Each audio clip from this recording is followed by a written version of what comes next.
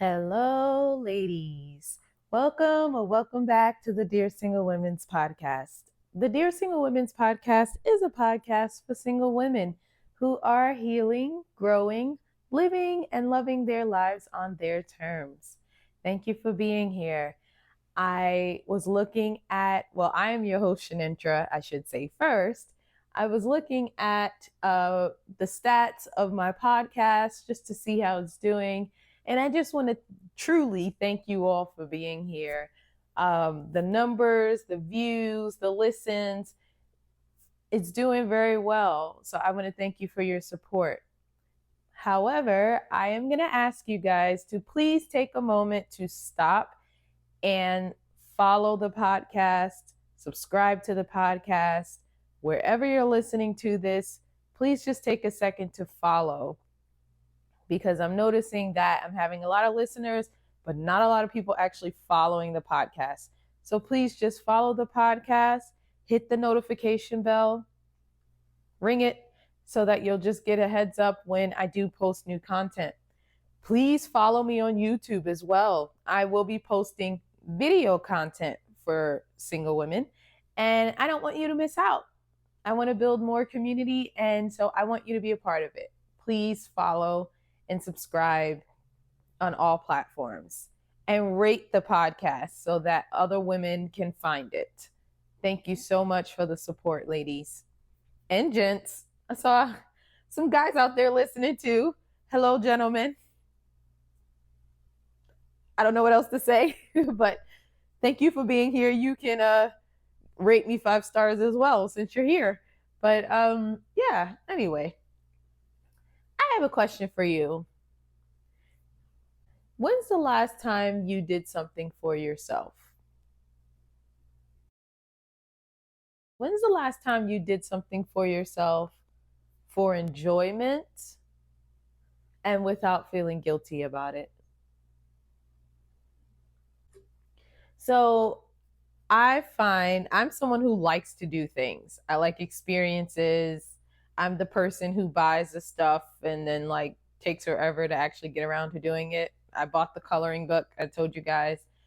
I have a sketchbook. I bought a doll head because I still want to learn how to braid hair. I'm a person who likes to do things. And so I realized I do a lot of things, or at least I desire to. But I had to ask myself, when was the last time that I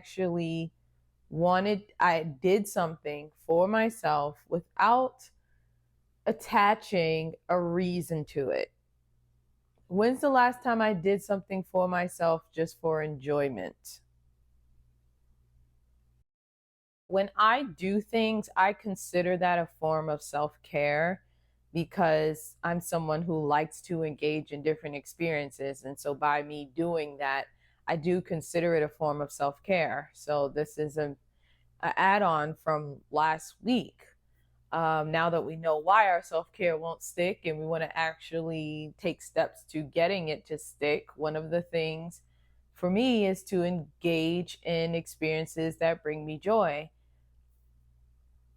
But the problem is that I have attached my experiences to a higher purpose, quote unquote. Because somewhere I got the message that unless I'm doing this thing for a greater reason, that there isn't value in doing it.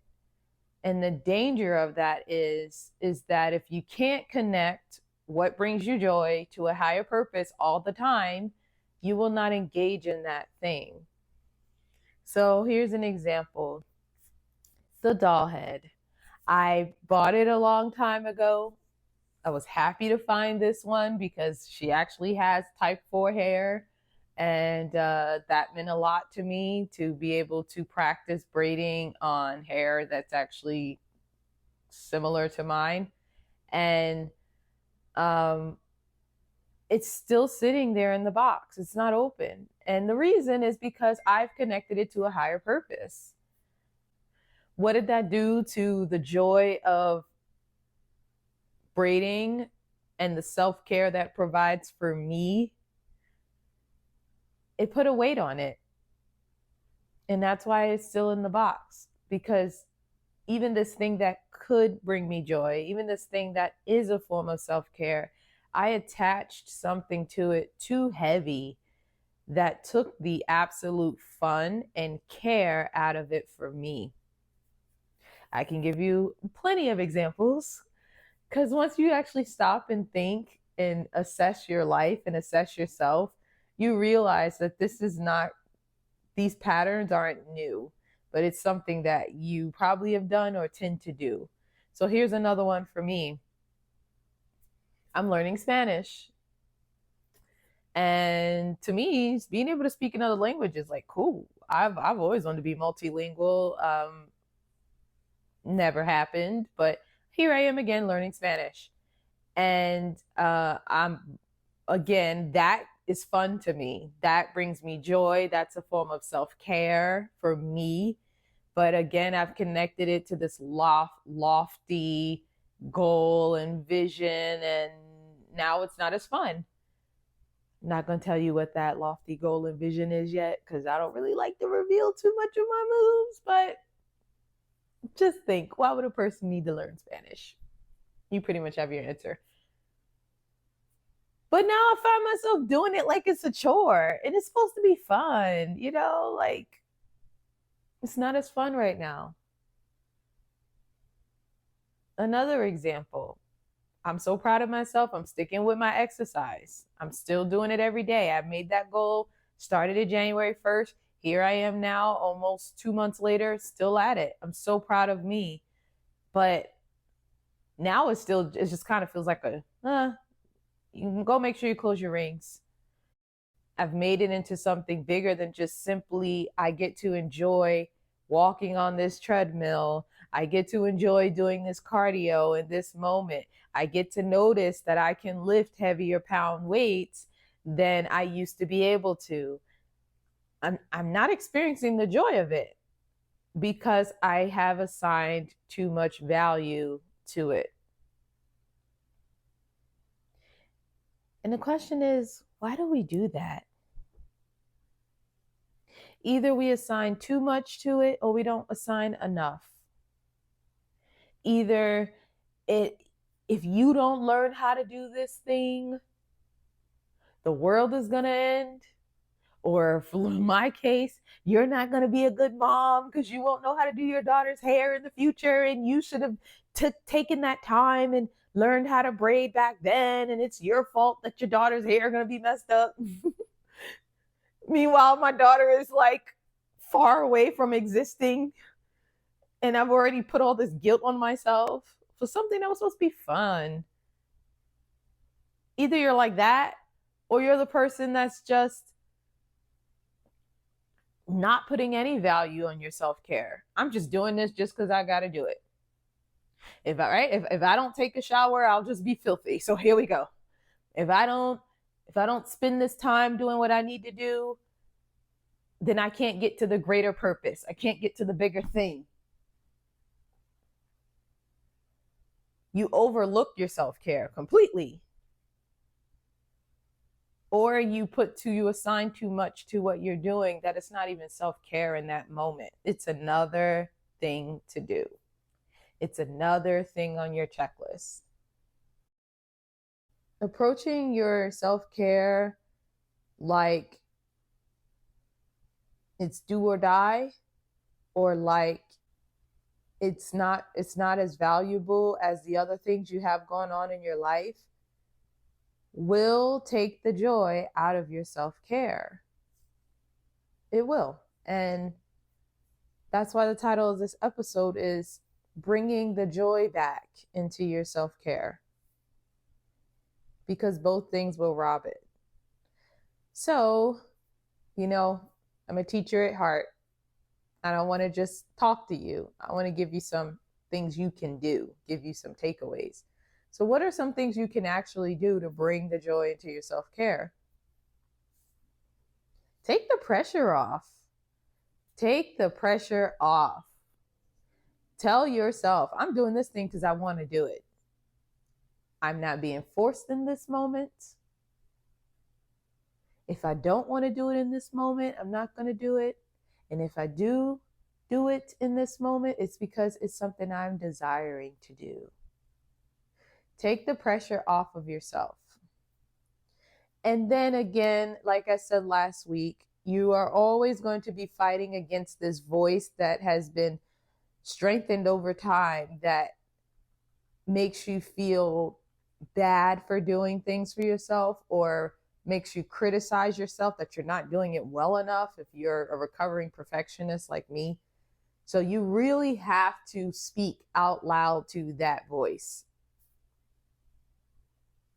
I don't have to be perfect in this. I'm doing this for me. Or if your issue is actually taking time for yourself without feeling bad about it, talk to yourself in that moment too. Talk to that voice. I'm going to give myself 3 minutes to do whatever your thing of self-care is. And that would be my last little piece of advice to you. Start small. Because sometimes we just feel like self-care don't have value if we are not, painting our toenails and doing our hair, and if we're not journaling and taking breaths and all the, like, if we're not making a whole thing out of it. And the thing is about self-care, it gets to be as big or as small as you want it to be. Whatever is care for you, that is self-care. So take the minute, right? Take 3 minutes, take 5 minutes. What small way can I care for myself in this moment? Okay, it's evening time and I have been busy with everyone else all day. What can I do in this moment to take care of me? Set a timer, 5 minutes, go. I'm actually going to talk about this more on my YouTube channel. I want to do a video of, it's going to be about, I already have it mapped out, 5 self-care methods for the busy professional woman and mom. Because our time is always being snatched by someone. And there are things outside of our control, right? It is what it is. You work, you're a mom, you're doing this, you're doing that. Maybe your hours are long, right? But I am so radical and I'm kind of stubborn about self-care that I don't know if there's anything you can tell me that would make me say, oh, okay, yeah, then fine, don't do for you. Like, unless you're on your deathbed or like something crazy is happening, I'm going to find a way. And so I want to empower you with that same kind of tenacity. And so I'll be doing a video on my channel soon about self-care tips for the busy professional woman and mom. So again, please subscribe to the YouTube channel and hit the notification bell so you'll be notified when that video and other videos are uploaded. I hope you've enjoyed this episode. I want to hear from you. How are you going to bring some joy back into your self-care? What's something that you can do every day to wire in the new version of you? I look forward to hearing about it, and I'm cheering you ladies on. Spring is coming. Self-care season. I love you, and I'll see you all on the next Dear Single Women's podcast.